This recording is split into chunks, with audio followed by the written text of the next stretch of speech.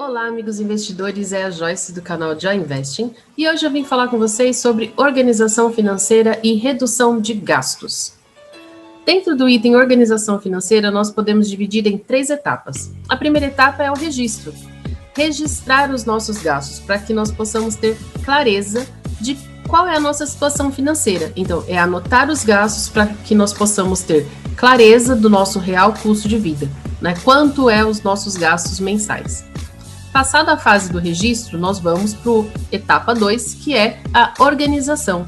Ou eu organizo para que eu consiga compreender melhor como está distribuído esses gastos. Com o que eu gasto? Eu gasto mais com educação, mais com saúde, mais com moradia? Não, o transporte é o meu maior gasto. Então, como estão distribuídos? Quais são as categorias desses meus gastos, tá?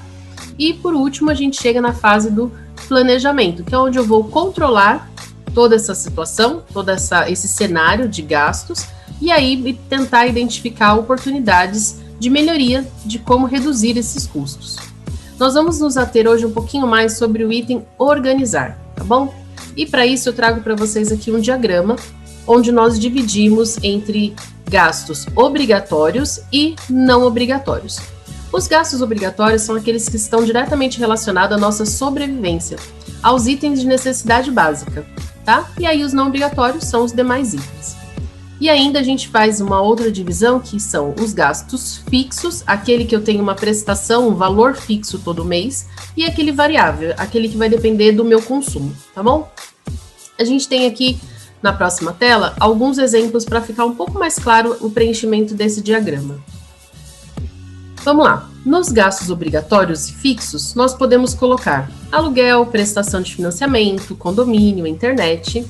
Já dentro da categoria variável obrigatório, lembra que eu falei que aqui eles estão relacionados ao nosso consumo? Então aí a gente pode relacionar conta de água, conta de luz, gás, o mercado, né? Tem aí pesado bastante no nosso bolso. Então são esses os nossos gastos obrigatórios. Vindo aqui para a parte de baixo, nós vamos relacionar os gastos não obrigatórios, tá? E aqui são só alguns exemplos. O fixo não obrigatório, a gente pode colocar a academia, anuidade do cartão de crédito, streaming de música, streaming de vídeo, assinaturas de clube de vinho, entre outras assinaturas que nós temos aí disponível.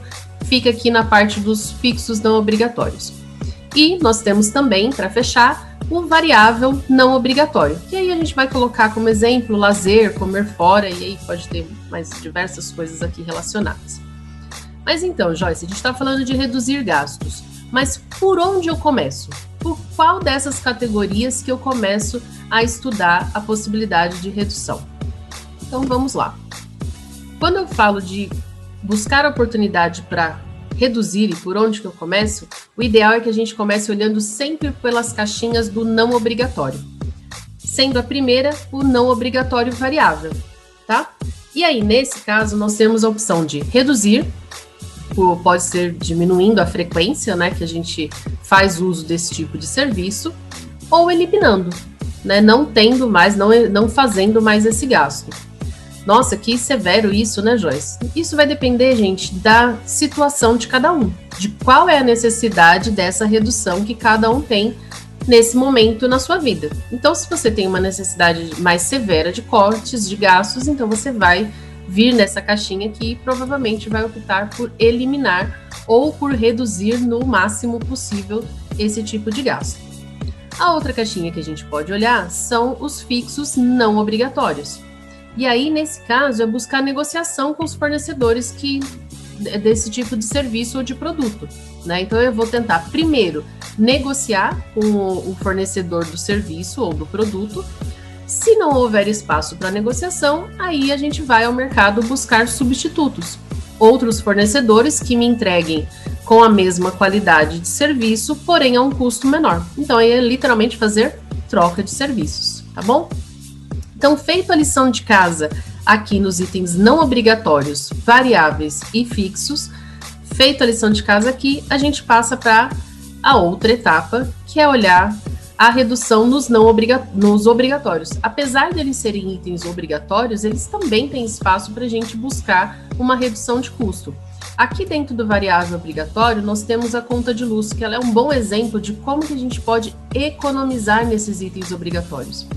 A conta de luz, você tem diversas ações que você pode executar dentro da sua casa, pequenas mudanças de hábitos, né, que podem gerar impactos significativos nessa conta, como não deixar equipamentos ligados na tomada, principalmente aqueles que têm a luzinha do stand-by, controlar o tempo de chuveiro, né, chuveiro e ferro são os itens, são os grandes vilões da conta de luz. Então, fazer reduções e administrar bem o uso desses equipamentos, substituir aquelas lâmpadas de consumo maior por lâmpadas mais eficientes, por exemplo, as lâmpadas de LED. Ah, Joyce, essas lâmpadas são muito caras. Sim, elas têm um custo de implantação razoavelmente alto, já caiu bastante, mas ainda é caro em comparação à lâmpada fluorescente ou à lâmpada incandescente antiga. Porém, ela tem maior durabilidade e uma eficiência energética muito boa. Então, em pouco tempo, você consegue reaver esse investimento. A água é fazer uso consciente, eliminar vazamentos, essas coisas, para a gente ter uma redução desse custo. Mercado, sempre que possível, fazer lista, buscar troca de marcas, para que a gente tenha um controle desse item aqui, apesar de toda a pressão de preço que a gente está passando nesse momento. E o último item que nós vamos olhar para a redução de custos está aqui no fixo obrigatório. São contas um pouco mais difíceis de você conseguir negociar. Por exemplo, aluguel. Aluguel você tem o impedimento do tempo de contrato, né, para poder fazer negociação.